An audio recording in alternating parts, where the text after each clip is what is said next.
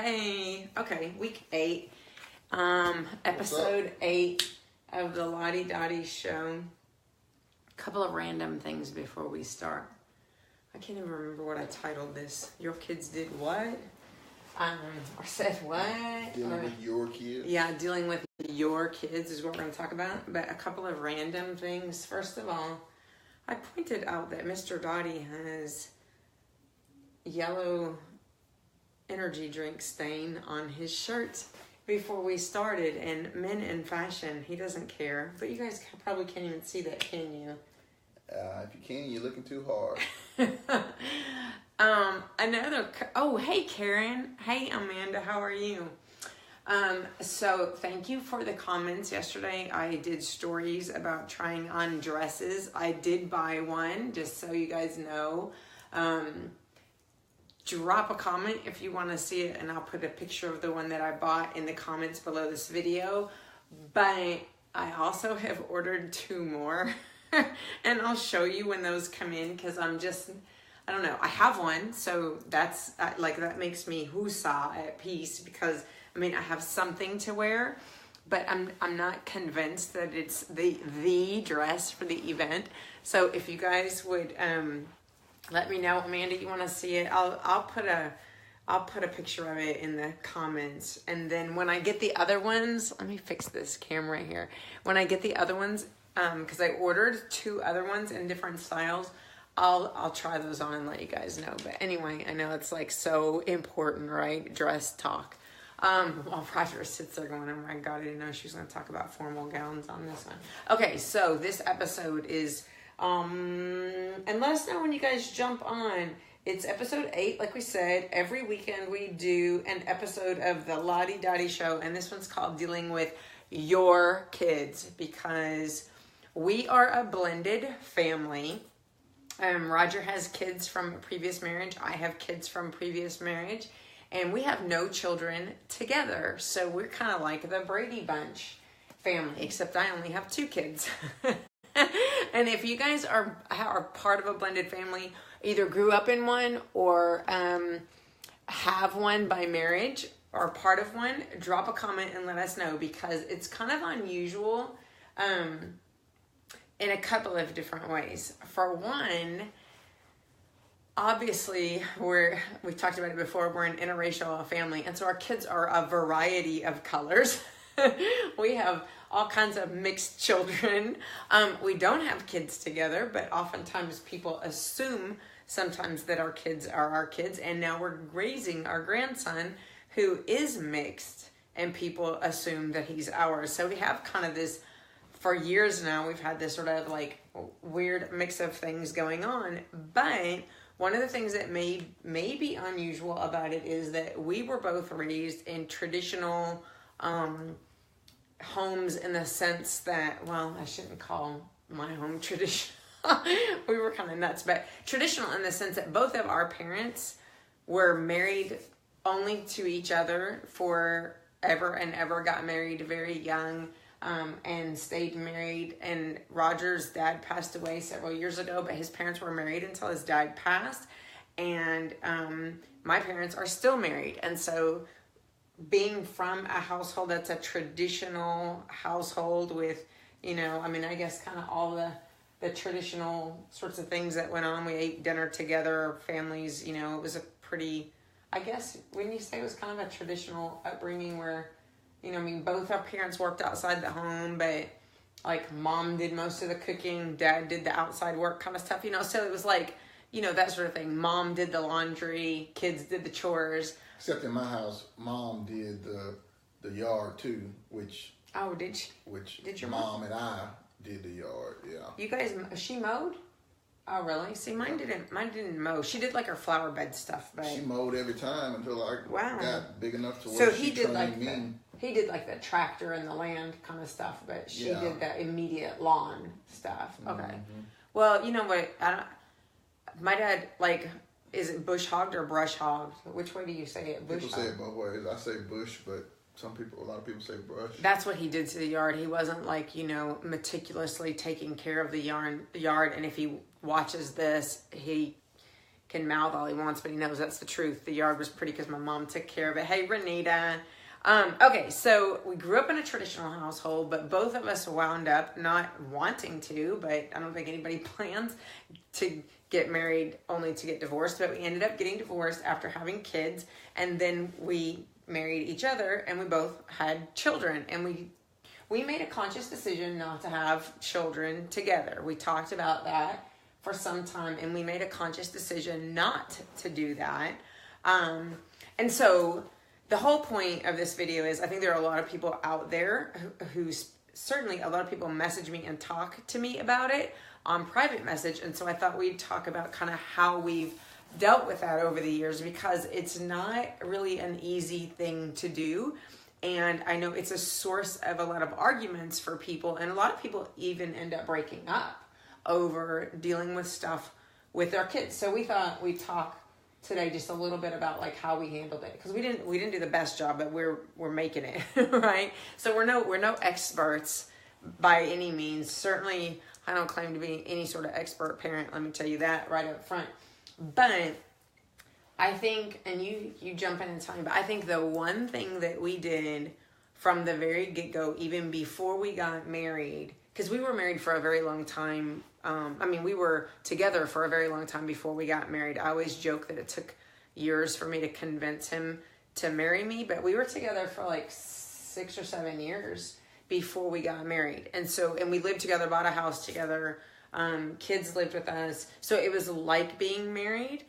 So we made this commitment long before we were ever married. But the one thing that I think we did early on, even before we moved in together, and we talked about this, was that we made a commitment that we knew there would be challenges with having kids, and our commitment would be to each other over the kids. And that's probably really controversial. Does anybody agree with that, or do you guys think that's crazy? Because I know that's something that a lot of people disagree about, but we chose to put each other first above our own children. So I just put that out there. So why do you think that? Because I know why I think it worked, but why do you think that was one of the ways we made it work, or one of the ways that it helped it to work for us? Well, because inevitably there's going to be a lot of issues with a blended family, and then, to be quite honest, blended on a couple of different ways, because of, not just, one, ex to deal with, two exes. Yeah. So it's true.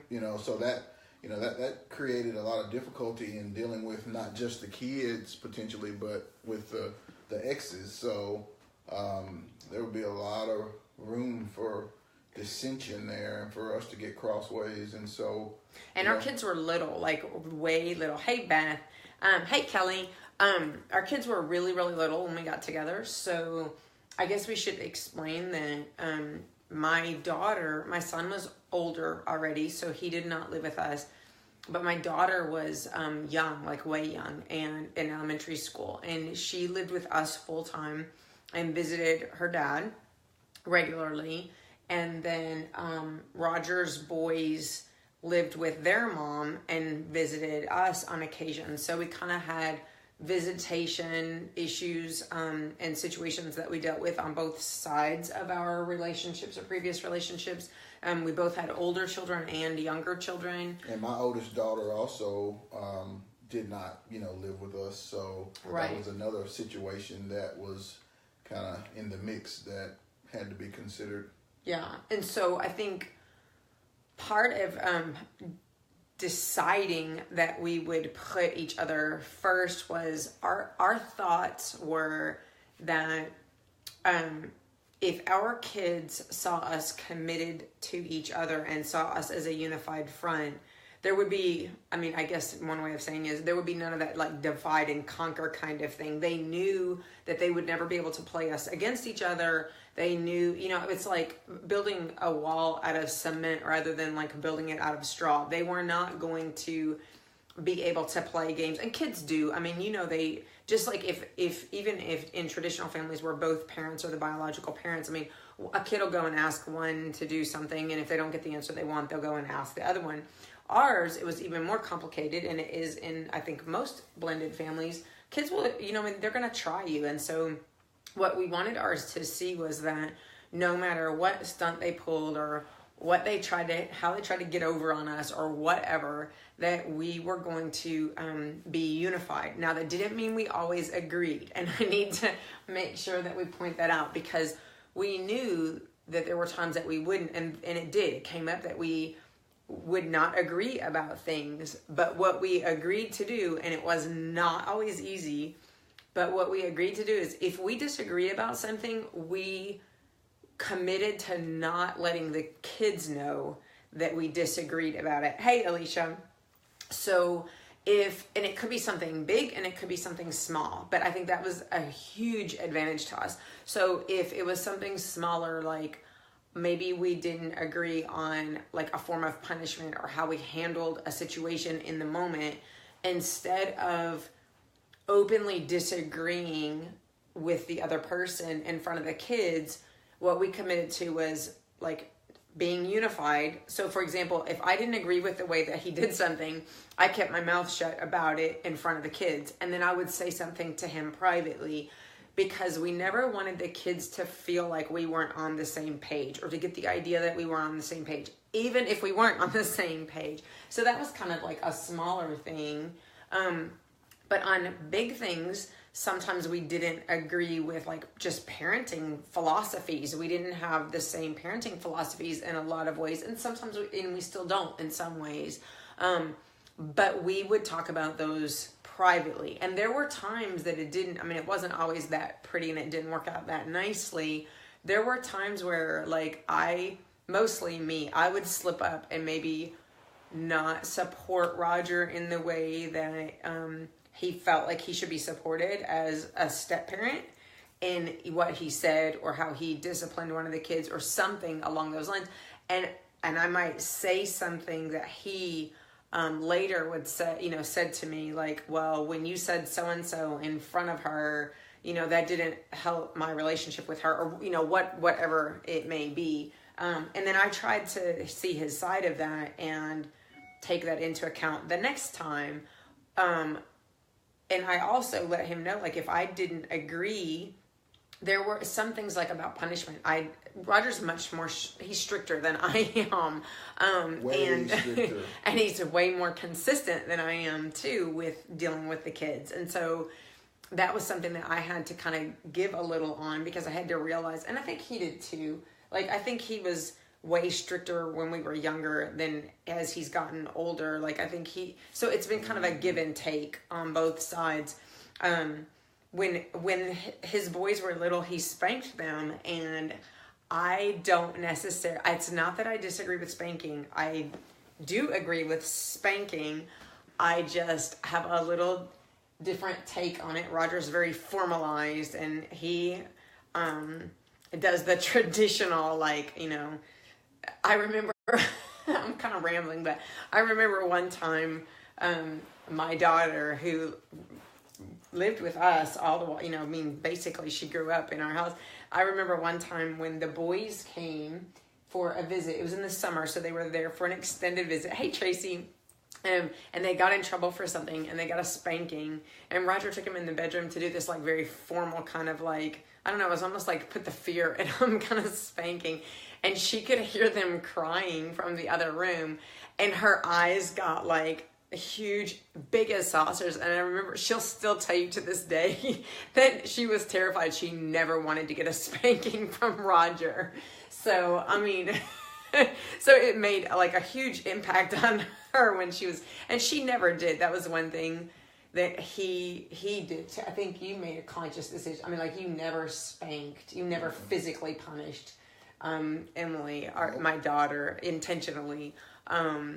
So that's one way that we did it. And I'm doing all of the talking, but I have one other like big thing I think that's helped us to make things work, is that we always, in making decisions about what we will or we won't do for the kids, we've always talked about those things. I mean, now the kids are older. They're all grown in college or even older and graduated from college. But as they grew up and even as adults in college, we always talk about things we will and we won't do for them.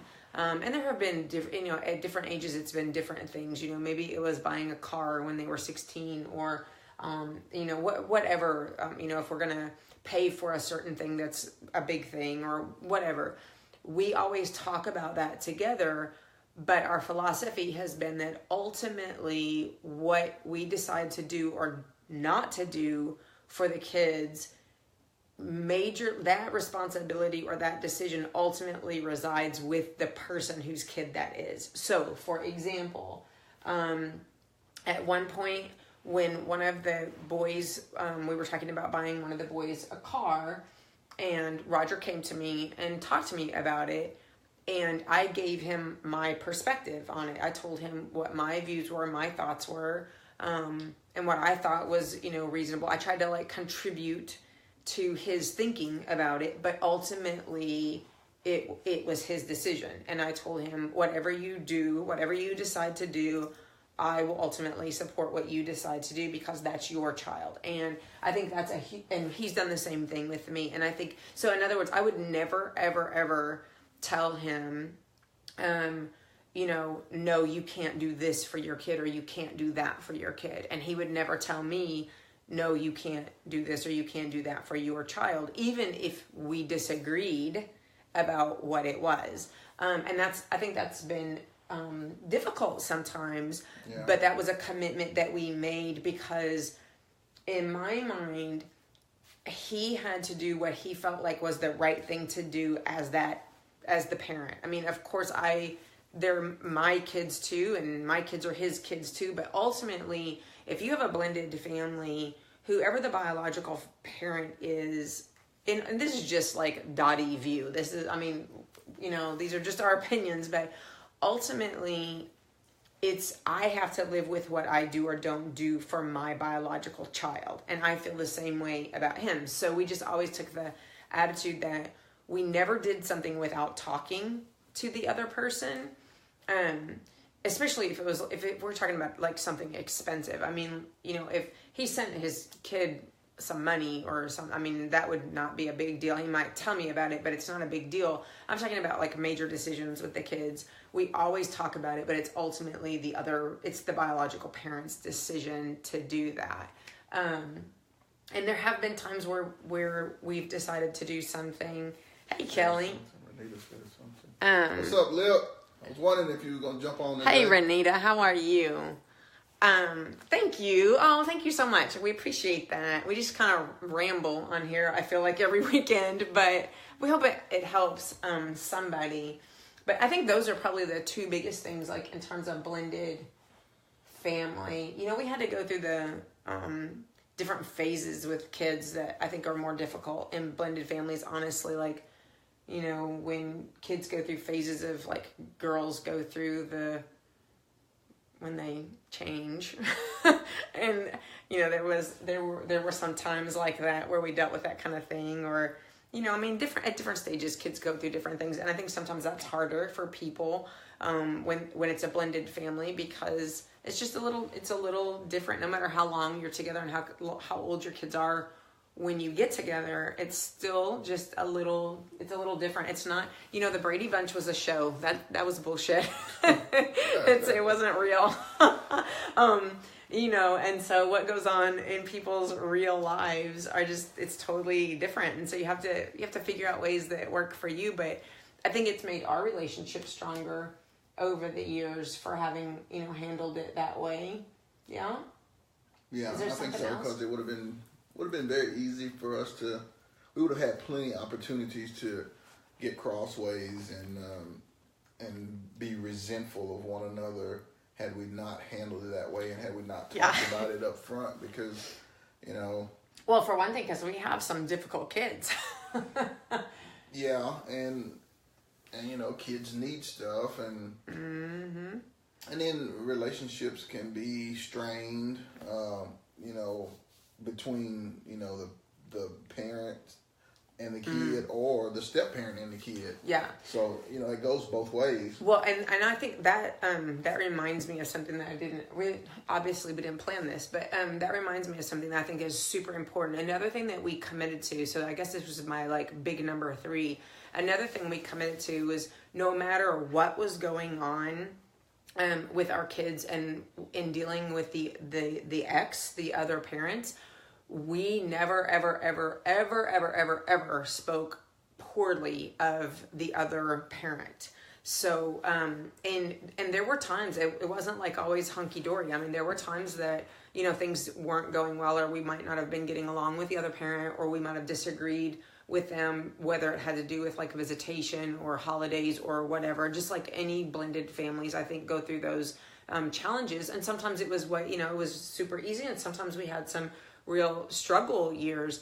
But no matter what, no matter how angry we got at the other parent, no matter how much we disagreed with the other parent, we never, ever, ever spoke ill of the other parent. And that went for both of us. So Roger never spoke ill or talked ugly about his ex, about the boy's mom in front of the boys. Never. And I would never, ever, ever say anything negative about their mother in front of them. And by the same token, he never spoke poorly of my kids' father in front of them. Now, we might get together and go in the bedroom and close the door and complain to each other about some things that were going on at the time. But we made a commitment to our children that it was in the best interest of our kids that no matter how crappy we were feeling toward the other parent, neither one of us would ever say an ugly word about or call the other parent names or even tell them, like, if we thought the other parent had done something that was wrong, we never said that in front of our children because we didn't think it was fair to them. And we always felt like if something's not right, then they will grow up and see that for themselves. We don't need to talk badly about their mom or about their dad. And it just wasn't the right thing to do. And I'll tell you, that was really hard because there were some times where we felt like things were not being handled in the right way. And we thought that it was, it made it hard for us because the kids didn't have the whole story. And so they didn't understand sometimes. And I think this is where a lot of families get twisted up. If your ex is doing something that's wrong, or even if it's like not, it goes against the court order, for example, maybe you have some kind of an agreement by law to do something or not to do something, and the other parent is doing it. We still never said that to our kids. We never let them know. And sometimes it was hard because the kid didn't know what was going on and they might get mad at us thinking, but they didn't have the whole story. And no matter what, even if it meant letting them think something that wasn't true, we never talked bad about their parents. We just never did that. And we just lived through those years and did the best that we could. And we felt like that was, I guess if you want to say take the high road or whatever, even though we knew sometimes there were times we were being talked bad about in the other household, and we just were not going to do that no matter what. And we stuck to that. We never talked bad in front of the boys. Roger never talked bad about, my daughter's father. We just didn't, that we made that that was like a line that we just did not cross. We were adamant about it. So I think that, even though there were some struggles with doing that over the years, I think that was in the best interest of our kids. And so that's probably, I'm glad you said something about that because it kind of reminded me and I hadn't thought about it. But yeah, I mean, that's a pretty big part of it because, again, most of the time, things don't always end hunky-dory with exes. And so there's a lot of potential for tension and things to go wrong, and they often will. So, well, and the other thing outside of the kids, sometimes your families will get involved in situations when you're in a blended family. Like your extended families. So for example, like our parents or our siblings or our cousins or whatever. Hey, Erica, they might not have the whole story. And so you might find yourself in a position where, and we did sometimes, you know, maybe they didn't know what was happening. And so they might have thought that we weren't doing the right thing, or we weren't making the right decision for our kids, but we didn't, you know, we would listen if they said those things to us. And we know sometimes they, you know, some things were said behind our backs maybe, but even if we knew other people were disagreeing, we did not just go and blab the whole story to them about what was happening. We just kind of lived through that. And we decided that no matter what extended family, if they got involved in our business, put it that way, that, you know, we would just, I guess, thank them kindly and move on. And we still did what we thought was the right thing to do. And I think, again, it goes back to that, like, us being a solid front and not letting family or friends or anybody else kind of penetrate that wall, that concrete wall of what we had decided we would do and what we decided was the right thing to do, no matter what they thought, because most often when that happened, they did not have the entire story. So anything else you can think of? Do you guys have any questions? But I mean, this is kind of I don't mean for it to be a downer topic, but I just know a lot of you guys talk about like having stepkids and having, you know, his kids, or, you know, a lot of the women especially will message me with an issue with, you know, maybe, you know, raising the other person's kids, live with them or whatever. And, because they know we have that situation. And so we just thought it might be a topic that would be of interest for today. Mm-hmm. So if you have comments, drop them. If anything you hear or heard today like resonated with you, please give us the thumbs up or an emoji or like something. Like it, share it, love it.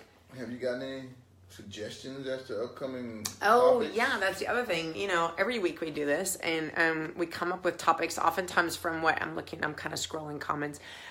We come up with topics from like what people message me about during the week or whatever. But if you have ideas for topics, please shoot me a message, or especially drop it under the video, because we'll certainly talk about whatever. We're an open book. We'll talk about anything pretty much. I'll talk him into it if he's not down for it. So anyway, signing off on this Sunday. Thank you guys for being here, and we will see you next weekend. Bye.